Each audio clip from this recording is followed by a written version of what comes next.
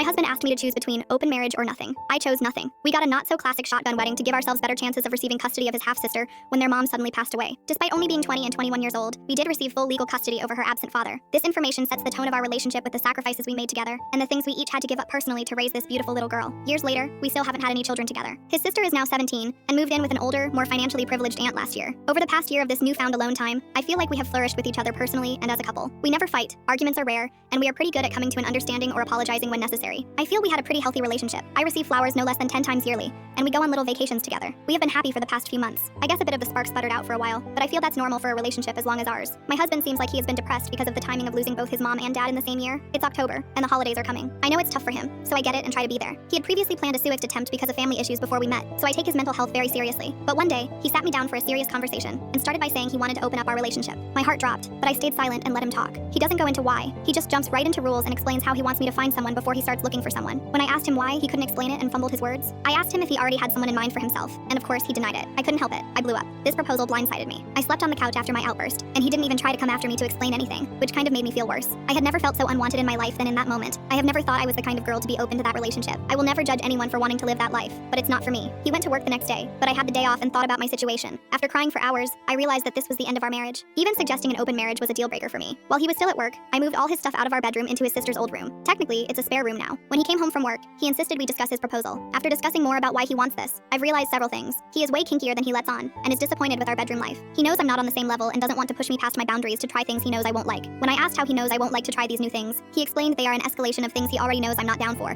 but won't go into specifics. He also is unhappy with how infrequently we have sex, but has never really put an effort to change anything regarding it. I just complained repeatedly and expected me to be ready to do the deed any minute of the day. And because we got married so young, there are a lot of things neither of us got to experience or try, mostly asexually. He is mourning the loss of his young 20s and never getting to sleep around to explore his kinks. Part of the rules he explained was that we wouldn't technically be sleeping around with whoever we wanted. He called it an open marriage but described it more as polyamory. We would each have a boyfriend or girlfriend with whom we go on dates and do things together, someone we were each allowed to love and be with sexually. An emotional connection was pivotal for him, breaking my heart. During our talk, I told him I would never be able to look at him the same. I would never be enough for him, and he was trying to get a pass for guilt-free cheating in my eyes. I told him it sounded like he wanted to be with someone else without ever leaving the comfort of his marriage, knowing he could date around and not worry if those relationships would fail because he could just come home to me. He tried denying these things, saying he wanted to explore himself asexually but didn't want to lose me in the process. He tried getting me to agree to marriage counseling to talk about the open marriage concept. I told him that just proposing an open marriage was grounds for divorce for me, and I wasn't willing to go to a counselor for them to gang up on me or bully me into trying it. In reality, that never would have happened, but emotions were high, because I told him I could never see him the same, and how badly this crushed any self-confidence I may have had. He doubled down. He said if we go back into a relationship and pretend this never happened,